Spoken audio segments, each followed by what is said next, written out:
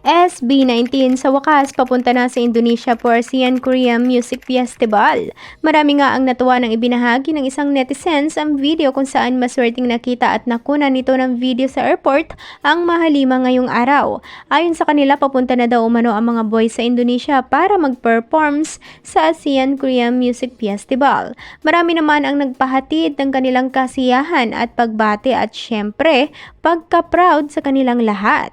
Pinagdasal din ng marami na maging maayos ang flight ng mga ito. Samantala, marami naman ang napakomento sa video na talaga namang napasabi na lang ng Diyos ko sa kanilang sarili dahil ang pupugi daw umano ng kanilang mga bias.